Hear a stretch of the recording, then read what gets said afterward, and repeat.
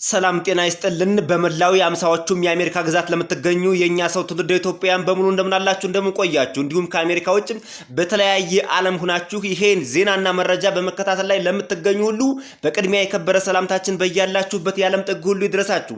በዛሬው የአሜሪካ የኢሚግሬሽን ዜናና መረጃ እጅግ በጣም አስደንጋጭ መረጃ ተሰምቷል። ሰበር አስደንጋጭ መረጃ የአሜሪካ የኢሚግሬሽን መስሪያ ቤት አውጥቷል።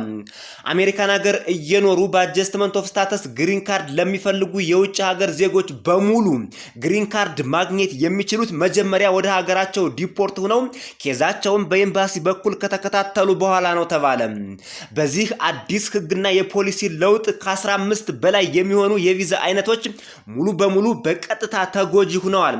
የትኞቹ የቪዛ አይነቶች ናቸው በቀጥታ ተጎጂ የሆኑት የሚለውን በዝርዝር የምናቀርብላችሁ ይሆናል። የዛሬው የኢሚግሬሽን መረጃና ዜና በርካታ ቁጥር ያላቸው ትውልደ ኢትዮጵያውያንን በቀጥታ የሚነካ በመሆኑ መረጃውን ከመጀመሪያው እስከ መጨረሻው እያንዳንዱን ቃላት ሳይቀር በጥንቃቄ ማዳመጥ ያስፈልጋል። ዜናውና መረጃው በበርካታ ዓለም አቀፍ ሚዲያዎች መነጋገሪያ ሆኗል። የዩቲዩብ ቻናሉን ሰብስክራይብ አድርጋችሁ የደወል ምልክቷን በመጫን ዝርዝሩን አብረን እንከታተለው። ሰናይ ቆይታ ተመኘን።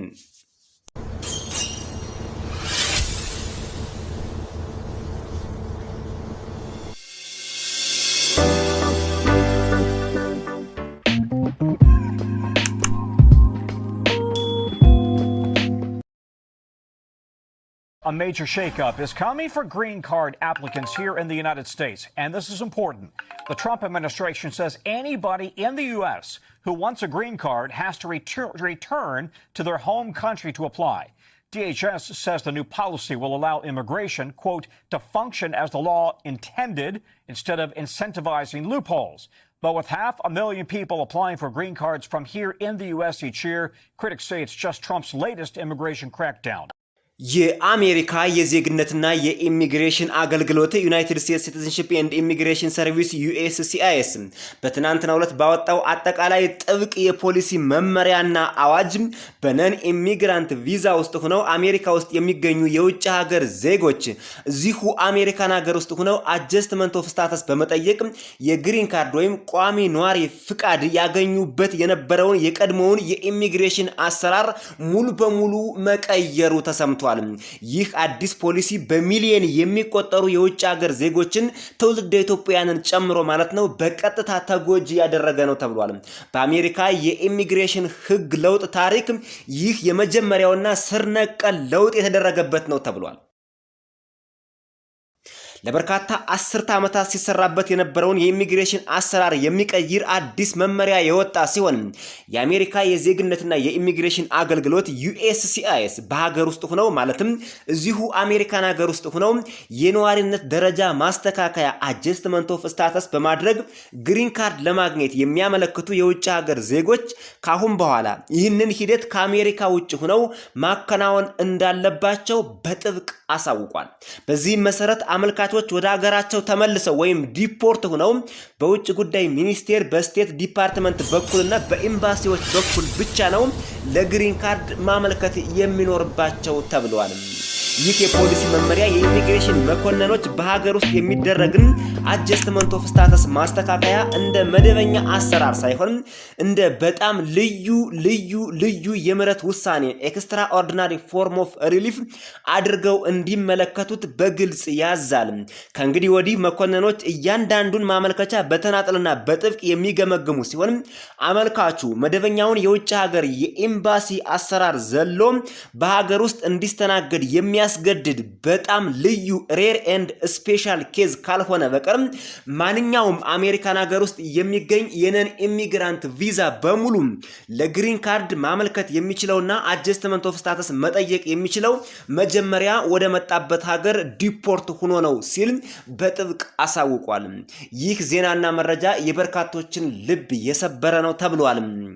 ይህ በዩናይትድ ስቴትስ ሲቲዝንሺፕ ኤንድ ኢሚግሬሽን ሰርቪስ የፖሊሲ ማስታወሻ ላይ ይፋ የሆነው መመሪያ ባለፉት 60 ዓመታት ውስጥ በአሜሪካ የግሪን ካርድ አሰጣጥ ስርዓት ላይ ከተደረጉት በጣም ጉልህ እና ስር ነቀል ለውጦች አንደኛውና ዋነኛው ነው ተባለ። የመንግስት አቋም ቀዳዳዎችን መዝጋት ነው ተብሏል። የአሜሪካ የኢሚግሬሽን መስሪያ ቤት የበላይ አካል የሆነው የአሜሪካ የሀገር ውስጥ የደህንነት ሚኒስቴር ዲፓርትመንት ኦፍ ሆምላንድ ሴኩሪቲ ፖሊሲውን የደገፈው ሲሆን አሰራሩ የኢሚግሬሽን ስርዓቱን ከህጉ ዋና ዓላማ ጋር እንደሚስማማና ከፕሬዚዳንት ትራምፕ አስተዳደር የኢሚግሬሽን ፖሊሲ ጋር አብሮ እንደሚሄድ በግልጽ አሳውቋል። በአሜሪካ ውስጥ በጊዜያዊነት የሚገኝና ግሪን ካርድ የሚፈልግ ማንኛውም የውጭ ሀገር ዜጋ ለማመልከት ወደ ሀገሩ መመለስ አለበት ሲል የሀገር ውስጥ ደህንነት ሚኒስቴርም ሁኔታውን ደግፎ በተጨማሪ ያሳውቋል። ይህ ፖሊሲ የኢሚግሬሽን ስርዓታችን ህጉ ካለመለትና ከተቀመጠለት የፕሬዚዳንት ትራምፕ አስተዳደርም የኢሚግሬሽን ህግ ጋር የሚስማማ አብሮ የሚሄድና በትክክል የሚተገበር አግባብነት ያለው ህግ ነው ሲልም በተጨማሪም ይህን ህግ አጽድቆታል። የአሜሪካ የኢሚግሬሽን መስሪያ ቤት ባለስልጣናት አክለውም በሀገር ውስጥ የሚደረጉ ማስተካከያዎች ወይም አጀስትመንት ኦፍ ስታተስ ማስቆም ኤጀንሲውን ያለበትን ከፍተኛ የአስተዳደር ጫና እንደሚቀንስና በሌሎች የቪዛ አይነቶች ላይ የተከማቹ በርካታ መዝገቦችን በፍጥነት ለመጨረስ እንደሚያስችል ገልጸዋል። በአዲሱ መመሪያ መሰረት የኢሚግሬሽን መኮንኖች ማመልከቻቸውን በጥብቅ ሁኔታ በየግል የሚያመለክቱ ሲሆን በሀገር ውስጥ የመስተናገድ እድል የሚሰጠው በጣም ልዩ እና አስገዳጅ በጣም የተለየ ኬዝ ብቻ ነው ብለዋል። እንደ መስሪያ ቤቱ ባለስልጣናት ገለጻም ይህ ፖሊሲ በጊዜያዊ ጉብኝትና በቋሚ ስደት መካከል ያለውን የህግ መስመር ለማጠናከር የተዘጋጀ ሲሆን የአሁኑ አስተዳደር በሂደት ላይ የሚታዩ የህግ ክፍተቶችን ለመዝጋት የወሰደው እርምጃ ነው። የውጭ ሀገር ዜጎች የሀገራችንን የኢሚግሬሽን ስርዓት በአግባቡ እንዲጠቀሙ ለማድረግ ወደ ህጉ መሰረታዊ ዓላማ እየተመለስን ነው ሲሉ የአሜሪካ የኢሚግሬሽን መስሪያ ቤት ቃል አቀባይ ዛክ ኬለር ተናግረዋል።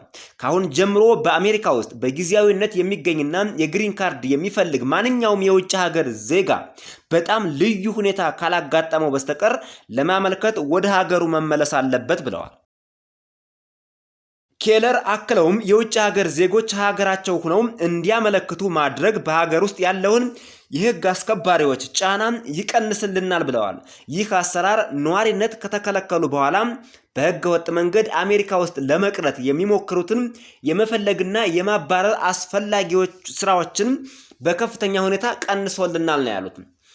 በተማሪዎች በጊዜያዊ ሰራተኞችና በጎብኚዎች እንዲሁም በሌሎች ተመሳሳይ ቪዛ በያዙ ግለሰቦች ላይ የሚኖረው ተጽዕኖ ይህ ፖሊሲ በአሁኑ ወቅት በሀገሪቱ ውስጥ በሚገኙ በሚሊዮን የሚቆጠሩ የነን ኢሚግራንት የቪዛ ባለቤቶችን በቀጥታ ተጎጂ ያደርጋል። የትኞቹ የቪዛ አይነቶች ናቸው ተጎጂ የሚሆኑት የሚሉትን በዝርዝር ወደ በኋላ ላይ የምናቀርብላችሁ ይሆናል። በብዛት 15 እና ከዛ በላይ የሚሆኑ የቪዛ አይነቶችን ለይተን ይዘን መተናል። መስሪያ ቤቱ እንደነዚህ ያሉ ቪዛዎች ለአጭር ጊዜና ለተወሰነ ዓላማ ብቻ የተሰጡ መሆናቸውን አጽንኦት ሰጥቶ ተናግሯል። ስርዓታችን የተነደፈው ጉብኝታቸውን ሲያጠናቀቁ አሜሪካ ለቀው እንዲወጡ ነው ሲል ኬለር ገልጿል። የነሱ ጉብኝት ለግሪን ካርድ ሂደት እንደ መጀመሪያ እርምጃ ማገልገል የለበትም ተብሏል። የመስሪያ ቤቱን ሀብትና የሰው ኃይል በሌላ ስራ ላይ ለመዋልም ታቅዷል ነው የተባለው።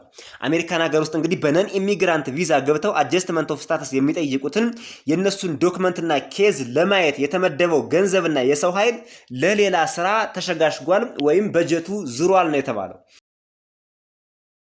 የአሜሪካ የኢሚግሬሽን መስሪያ ቤት መደበኛ የሆኑትን የስደተኞች ቪዛ ግምገማዎች በዓለም ዙሪያ ለሚገኙ የውጭ ጉዳይ ሚኒስቴር፣ ስቴት ዲፓርትመንትና ኤምባሲዎች ወይም ቆንስላዎች አሳልፎ በመስጠት በሀገር ውስጥ የተከማቹትን በርካታ መዝገቦች ለማቃለልና የሰው ኃይሉን ልዩ ትኩረት ለሚሹ ሰብአዊና ህጋዊ ጉዳዮች ላይ ለማሰማራት አቅዷል ተብሏል። በማስታወቂያው መሰረት ይህ የሀብት ሽግግር መስሪያ ቤቱ በሚከተሉት ጉዳዮች ላይ ይበልጥ አተኩሮ እንዲሰራ ያስችለዋል። የሚከተሉት ጉዳዮች ተዘርዝረዋል። አንደኛ፣ በሰዎች መነገድና በከባድ ወንጀሎች ሰለባ ለሆኑ ይሄ ሂውማን ትራፊኪንግ ኤንድ ሴቨር ክሪሚናል አቢዩዝ በሱ ለተጠቁ ወገኖች በዩና በቲ ቪዛዎች ለነሱ ያለውን የኢሚግሬሽን ፕሮሰስ ለማፍጠን ይውላል ተብሏል። ይህ በትናንትናው የዜና ወጃችንም በአንድ የዜናው ክፍል አስታውቀናችሁ ነበር።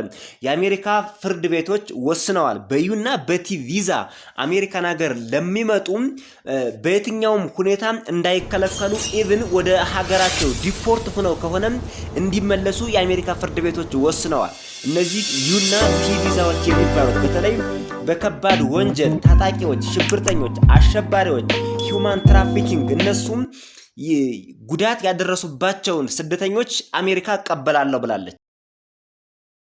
በመጠባበቅ ላይ ያሉ የዜግነት ማመልከቻዎችን መመርመርና ማጠናቀቅ ከዚህ በፊት በተለይ ለናቹራላይዜሽን ነው ያሉት። ለግሪን ካርድ ተዘግቷል። አሜሪካን ሀገር ከዚህ በኋላ ለግሪን ካርድ አጀስትመንት ኦፍ ስታተስ ማለት ነው በአጀስትመንት ኦፍ ስታተስ ግሪን ካርድ ለሚጠይቁ የአሜሪካ የኢሚግሬሽን መስሪያ ቤት እሱን አልመለከትም ብሎ ዘግቷል። ወደ ሀገራቸው ሄደው ኤምባሲያቸው ይጨርስ ብሏል። አሁን ምንድነው እያለ ያለው የአሜሪካ የኢሚግሬሽን መስሪያ ቤት ናቹራላይዜሽን ወይም ለዜግነት ያመለከቱ የተከማቹ ፋይሎችን በአጭር ጊዜ እንመለከታለን ብሏል። ከፍተኛ ቅድሚያ የሚሰጣቸው የሀገር ውስጥ ሕግ ማስከበርና የማጭበርበር ድርጊቶችን የመለየት ስራዎችን ማስተዳደር ላይ ደግሞ ልዩ ትኩረት ሰጥተን እንሰራለን ብለዋል። ሕጉ በዚህ መንገድ የተቀረጸው በምክንያት ነው ሲሉ ኬለር በማጠቃለያው ተናግረዋል። ለዓመታት ቸላ ተብሎ የነበረው ይህ ሕግ ቸላ ተብሎ ቢሆንም ሕጉን መከተል ስርዓታችን ይበልጥ ፍትሃዊና ቀልጣፋ እንዲሆን ይረዳል ነው ያለው ኬለር። ይህ አዲስ የአሰራር መመሪያ ወዲያውኑ ስራ ላይ ይውላል ተብሏል። ተጽዕኖ የሚያርፍባቸው ግለሰቦችና የህግ ተወካዮችም በጣም ልዩ ሁኔታዎች የሚለውን መመዘኛ ምን እንደሚያካትት ማንን እንደሚያካትት ለመረዳት እየሞከሩ ነው ተብሏል። የኛ የዩቲዩብ ቻናል ግን በዚህ ህግ ተጠቂ የሆኑትን ከ15 በላይ የሚሆኑ የቪዛ አይነቶችን በትክክል ለይቶ አስቀምጧል። የትኞቹ ትውልደ ኢትዮጵያውያን በየትኛው የቪዛ አይነት ያሉ የውጭ ሀገር ዜጎች ይህ ህግ ተጎጂ ያደርጋቸዋል፣ በቀጥታ ይመለከታቸዋል የሚለውን ደግሞ ላቀርብላችሁ ነው። በድጋሜ በመሃል የዩቲዩብ ቻናሉን ሰብስክራይብ እንድታደርጉ ላስታውሳችሁ። በዚህ በአዲሱ የኢሚግሬሽን ፖሊሲና ህግ ተጠቂ የሚሆኑት የሚከተሉትን የቪዛ አይነቶች የያዙ የውጭ ሀገር ዜጎች በሙሉ ይሆናሉ ተብሏል። አንደኛ ሪፊውጂ፣ ቲፒኤስ እና አሳይለም ጠያቂዎች በሙሉ አስቡት እንግዲህ ትውልደ ኢትዮጵያውያን ብቻ ቲፒኤስ ላይ ያሉት ቁጥራቸው ከ5000 በላይ ነው ተብሏል። ሪፊውጂ ላይ ያሉትም ቁጥራቸው የትየለሌ ነው። በይፋ ባይታወቅም ከቲፒኤስ ቁጥር በላይ ቢሆን እንጂ ያንሳል ተብሎ አይጠበቅም። አሳይለም ጠያቂዎችም ቁጥራቸው በጣም ከፍተኛ ነው። እነዚህ በሙሉ ትውልደ ኢትዮጵያውያንን ጨምሮ ማለት ነው የውጭ ሀገር ዜጎች በእነዚህ ስታተስ ላይ የሚገኙ ወደ ግሪን ካርድ ለማመልከት መጀመሪያ ወደ መጡበት ሀገር ኢትዮጵያውያን ከሆኑ ደግሞ ወደ ኢትዮጵያ ዲፖርት ሆነው ኢትዮጵያ ውስጥ ባለው የአሜሪካን ኤምባሲ በኩል ኬዛቸውን ጨርሰው አሳማኝ ከሆነ ብቻ ለግሪን ካርድ ወደ አሜሪካ ሊመለሱ ይችላሉ። ይህ እጅግ በጣም አስደንጋጭ ነገር ነው በነገራችን ላይ። ሌላው በኬዋን በፊያንስ ቪዛ የጮኝነት ቪዛ ወደ አሜሪካን ሀገር የገቡ ናቸው። አሜሪካን ሀገር ውስጥ አስቡት በጮኝነት ገብተው ሰርጋቸውን አድርገው ከዛሬ ነገ አጀስትመንት ኦፍ ስታተስ ጠይቀው ግሪን ካርድ ለማግኘት በሚዘጋጁበት ወቅት ነው እንግዲህ ወደ ኢትዮጵያ ዲፖርት ሆነው ነው እንደገና ኬዛቸውን በኢሚግሬሽን በኩል የሚከታተሉት በኤምባሲ በኩል የሚከታተሉት የተባለው። ይህ ለበርካቶች ልብ ሰባሪ ዜና ነው በነገራችን ላይ። ኬዋን ቪዛ የሚባለው በዚሁ አጋጣሚ በጮኝነት ወደ አሜሪካን ሀገር አንድ ሰው እጮኛዬ ናት ወይም እጮኛዬ ነው ብለው ወደ አሜሪካን ሀገር ከመጡ በኋላ ሰርጋቸውን አሜሪካን ሀገር እንዲያደርጉ ነው ዋናው ዓላማ። ሰርጋቸውን አሜሪካን ሀገር ካደረጉ በኋላ ደግሞ ኢሚዲየትሊ አጀስትመንት ኦፍ ስታተስ ጠይቀው ግሪን ካርድ እንዲያመለክቱ ነበር። አሁን ግን ይህ ቪዛ በዚህ ቪዛ አሜሪካን ሀገር ውስጥ የገቡ ምን ያህል እጅግ በጣም አስቸጋሪና ምን ያህል ልብ ሰባሪ እንደሆነ አስቡት። ሌላው ኤች1ቢ ቪዛን በተመለከተ ነው። በከፍተኛ ሙያ ላይ የተሰማሩ ባለሙያዎች ይሄ ደግሞ በልዩ ሙያ የተለየ በዓለም አቀፍ ደረጃ ልዩ ችሎታ ያላቸው ወደ አሜሪካን ሀገር የሚገቡበት የቪዛ አይነት ነው። ይህ ቪዛ ለጊዜያዊነት አሜሪካን ሀገር እንዲሰሩ ከገቡ በኋላ አጀስትመንት ኦፍ ስታተስ ጠይቀው ግሪን ካርድ ማመልከት ይችሉ ነበር። አሁንም በኤች1ቢ ቪዛ ወደ አሜሪካን ሀገር የገቡ ትውልደ ኢትዮጵያውያን ለግሪን ካርድ አጀስትመንት ኦፍ ስታተስ ለመጠየቅ የግድ ወደ ኢትዮጵያ መጀመሪያ ዲፖርት መሆን ይጠበቅባቸዋል ነው የሚለው አዲሱ። ሌላው ኤል1 ቪዛ ነው። በኤል1 ቪዛ የመጡትም አሁንም በቀጥታ ተጠቂ ናቸው። በኩባንያዎች ዝውውር የመጡ ስራ አስኪያጆችና ባለሙያዎች አሁንም ወደ ግሪን ካርድ አጀስትመንት ኦፍ ስታተስ ለመጠየቅ ከፈለጉ መጀመሪያ ወደ ሀገራቸው ዲፖርት ይሁኑ ይላል። ሌላው ኦ1 ቪዛ ነው። በሳይንስ በኪነ ጥበብ ወይም በትምህርት ልዩ ክህሎት ያላቸው ሰዎች ኤክስትራ ኦርዲናሪ አቢሊቲ ያላቸው ሰዎች ወደ አሜሪካን ሀገር ከመጡ በኋላ አጀስትመንት ኦፍ ስታተስ የሚጠይቁበት ነው። አሁንም በኦ1 ቪዛ አሜሪካን ሀገር የመጣችሁ ትውልደ ኢትዮጵያውያን ካላችሁ ለግሪን ካርድ መጠየቅ የምትችሉት ወደ ኢትዮጵያ ዲፖርት ከሆናችሁ በኋላ ነው። ኤ1 ኤ2 ኤ3 ቪዛዎች የንግድ ስምምነት ያላቸው ሀገራት ነጋዴዎችና ባለሀብቶች ወደ አሜሪካን ሀገር የገቡበት ነው። ምናልባት ይህም የተወሰኑ ትውልደ ኢትዮጵያውያንን አፌክት ያደርጋል።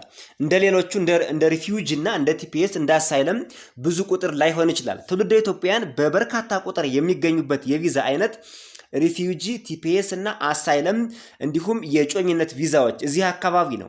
ምናልባት ኤ1 ኤ2 እና ኤ3 ቪዛዎች የንግድ ስምምነት ያላቸው ሀገራት ነጋዴዎችና ባለሀብቶች የሚገቡበት ቪዛ ስለሆነ ኢትዮጵያውያንም ይኖሩበታል፣ ግን ቁጥራቸው አነስተኛ ነው። ሌላው አር1 ቪዛ ነው። የሃይማኖት ሰራተኞች ሪሊጂየስ ወርከር አሜሪካን ሀገር ውስጥ ከገቡ በኋላ በአር1 ቪዛ አጀስትመንት ኦፍ ስታተስ መጠየቅ ቢፈልጉ ለግሪን ካርድ ማለት ነው አሁንም ዲፖርት መሆን ይኖርባቸዋል። የተማሪና የልምድ ልውውጥ ቪዛዎች በሙሉ እነሱንም በቀጥታ ይመለከታል። ኤፍ1 ቪዛ የአካዳሚክ ትምህርት ተማሪዎች ከኦቲፒ የስራ ፍቃዳቸው ኦቲፒ የስራ ፍቃዳቸው አሜሪካን ሀገር ውስጥ የሚገኙት እስካሁን አጀስትመንት ኦፍ ስታተስ እየጠየቁ ግሪን ካርድ እያገኙ ነበር። በጣም በሚገርም ሁኔታ አሁን ሙሉ በሙሉ ተዘግቷል ማለት ነው። አንድ ትውልደ ኢትዮጵያዊ አሜሪካን ሀገር በኤፍ1 ቪዛ ትምህርቱን እየተከታተለ የሚገኝ ከሆነ ለግሪን ካርድ አጀስትመንት ኦፍ ስታተስ መጠየቅ ቢፈልግ መጀመሪያ ወደ ኢትዮጵያ ዲፖርት ሆኖ በኢትዮጵያ ኤምባሲ በኩል ነው የሚሞክረው ማለት ነው። በኢትዮጵያ ኤምባሲ ማለት መቀመጫውን አዲስ አበባ ባደረገው የአሜሪካ ኤምባሲ ማለታችን ነው። ሌላው ኤም1 ቪዛ ነው። የሙያና የቴክኒክ ትምህርት ተማሪዎች ቮኬሽናል ስቱደንት የሚባሉት እነሱም ቢሆን በቀጥታ ይመለከታቸዋል። ጄ1 ቪዛ የልምድ ልውውጥ ፕሮግራም ተሳታፊዎች ተማሪዎችና ምሁራን በሙሉ ከዚህ በፊት አሜሪካን ሀገር የልምድ ልውውጥ ላደርግ ነው እንዲሁም አጫጭር ስልጠናዎችን ለማግኘት ነው የሚሄደው በሚል ሰበብ ትውልደ ኢትዮጵያውያን ወደ አሜሪካን ሀገር ይመጡና ግሪን ካርድ ያገኙ ነበር። ጥሩ አጋጣሚ ነበር። የፕሬዝዳንት ትራምፕ አስተዳደር ይህን ሙሉ በሙሉ ዘግቶታል ማለት ነው። የጎብኚዎችና ጊዜያዊ ቪዛዎችም እነሱም በሙሉ በዚህ ህግ ተጠቂ ናቸው። የቢ1 ቪዛ እና ቢ2 ቪዛ ማለት ነው። ቢ1 የሚባሉት ለንግድ ስራ የመጡ ጊዜያዊ ጎብኚዎች አሜሪካን ሀገር ለንግድ የመጣችሁ ትውልደ ኢትዮጵያውያን በሙሉና እዚሁ አሜሪካን ሀገር በሰበቡ እቀራለሁና ግሪን ካርድ አፕላይ አድርጋለሁ ብላችሁ ያሰባችሁ በሙሉ ከዛሬ ጀምሮ ይሄ ነገር እንዳታስቡት እንዳታልሙት። ቢ2 ቪዛ ለቱሪዝም ወይም ለህክምና የመጡ ጎብኚዎች አንድ ሰው አሜሪካን ሀገር ለጉብኝት ለቱሪዝም ለህክምና ነው የመጣው ብሎ እዚሁ አሜሪካን ሀገር መቅረት በጭራሽ አይታሰብም ማለት ነው። ከዚሁ ጋር ተያይዞ እንግዲህ የፕሬዝዳንት ትራምፕ አስተዳደር ከአንድ ወር በፊት አንድ ህግ ደግሞ አወጥቶ ነበር። አሜሪካን ሀገር በቢ1 እና በቢ2 በንግድና በቱሪዝም እንዲሁም በሌሎች ጊዜያዊ ነን ኢሚግራንት ቴምፖራሪ ቪዛ የምትመጡ በሙሉ 15000 የአሜሪካ ዶላር እንድታስይዙ በተለይ መቀመጫውን አዲስ አበባ ያደረገው የአሜሪካ ኤምባሲ ማለታችን ነው ወስኗል። ስለዚህ አሜሪካን ሀገር ለንግድ ለህክምና ለቱሪዝም ለተለያዩ ነገሮች ወደ አሜሪካን ሀገር ወደዚህ የሚመጡ ትውልደ ኢትዮጵያውያን በቅድሚያ 15000 የአሜሪካ ዶላር ማሳዝ ግዴታቸው ነው። ይህ ተፈጻሚ የሆነ ነው። ይህን ገንዘብ ካስያዙ በኋላ ግን የአሜሪካ ቆይታቸውን አጠናቀው ሲመለሱ 15000 የአሜሪካ ዶላር ይመለስላቸዋል። የአሜሪካ ጉብኝታቸውን አጠናቀው የማይመለሱ ከሆነና እዛው የሚቀሩ ከሆነ ግን 15000 የአሜሪካ ዶላር ጋማ ይባላሉ። 15000 የአሜሪካ ዶላር ጋማ ተብለው ወይም ተቀተውም እንኳን የአሜሪካ ቆይታቸው ወይም ግሪን ካርዳቸው አይሳካላቸውም፣ ላይሳካም ይችላል ማለት ነው። ስለዚህ ኪሳራው ብዙ ነው። እንዲሁም ከኢትዮጵያ በጊዜያዊ ቪዛ ወደ አሜሪካን ሀገር መውጣት የሚፈልጉ አሁንም አሜሪካን ሀገር እንዳይቆዩ ወይም ደግሞ አሳይለም እንዳይጠይቁ ወይም ጥገኝነት እንዳይጠይቁ ሁለት ታላላቅና ከባድ ጥያቄዎች ወጥተዋል። በሀገርህ ሳለህ ችግር ይደርስብህ ነበር ወይ የሚል ነው አንደኛው ጥያቄ። ሁለተኛው ጥያቄ ደግሞ ወደ ሀገርህ ብትመለስ ስጋት አለ ወይ የሚሉ ናቸው። እነዚህን ጥያቄዎች የስ ብሎ የመለሰ ሰው ወደ መጀመሪያውንም ቪዛ አያገኝም። ቢያገኝም አሜሪካን ሀገር ገብቶ ጥገኝነት ይጠይቃል ተብሎ ስለሚታሰብ ቪዛው ይከለከላል ነው አንድምታው ያለው ሁኔታ እንግዲህ ይሄ ነበር። በዚህ መሃል ደግሞ ይበልጥ የጠነከረና ይበልጥ ይህን ሁሉ ነገር የሚዘጋ ሌላ ህግ ደግሞ መጣ። ጭራሽ አሜሪካን ሀገር ኖ $15000 የአሜሪካ ዶላር ቢከፍሉም ከፍለው ሊቀሩብን ይችላሉ። ጥያቄ ብንጠይቃቸውም እሱንም አልፈው ሊመጡብን ይችላሉ። ስለዚህ እንዲያውም ከናካቴው አሜሪካን ሀገር በነን ኢሚግራንት ቪዛ የገባ ሰው አጀስትመንት ኦፍ ስታተስ ጠይቆ ግሪን ካርድ ለማመልከት እና እዚሁ አሜሪካን ሀገር የነዋሪነት ፍቃድ ለማግኘት የሚፈልግ ከሆነ ከአሜሪካ ውጭ ዲፖርት ሆኖ ፕሮሰሱን ይጀምር እንጂ በጭራሽ እዚሁ አሜሪካን ሀገር ውስጥ ሆኖ ለግሪን ካርድ ማመልከት አይቻልም ሲል ሙሉ በሙሉ ዘግቶታል። የተከበራችሁ አድማጭ ተመልካቾቻችን ይህ ዜናና መረጃም እንግዲህ ልብ ሰባሪ እጅግ አስደንጋጭ ቢሆንም ዜናውንና መረጃውን በትክክል መከታተል የትኞቹ የቪዛ አይነቶች ናቸው ተጠቂ የሚሆኑት የሚለውን ማወቅ አስፈላጊ ሆኖ በመገኘቱ ትውልደ ኢትዮጵያውያን እንግዲህ ይሄ ዜና ከወጣበት ጊዜና ሰዓት ጀምሮ ራሳችሁን አዘጋጁ። ምንም እንኳን መረጃው ልብ ሰባሪና መጥፎ ዜና ቢሆንም ለእናንተ ግን ይጠቅማችኋል። ጊዜያችሁን፣ ገንዘባችሁን፣ ጉልበታችሁን እንዳታባክኑ ይጠቅማችኋል። ቀድማችሁ እንድትወስኑ ይረዳችኋልና የዩቲዩብ ቻናሉን ሰብስክራይብ እንድታደርጉ በድጋሜ እየጠየቅን ለዛሬ ያቀረብንላችሁ የኢሚግሬሽን ዜናና መረጃ በዚህ ተጠናቋል። በሌሎች ተመሳሳይ የአሜሪካ ኑሮና የኢሚግሬሽን ዜናዎች እንገናኛለን። እስከዛው ድረስ ግን ሰናይ ቆይታ ምኞታችን ነው።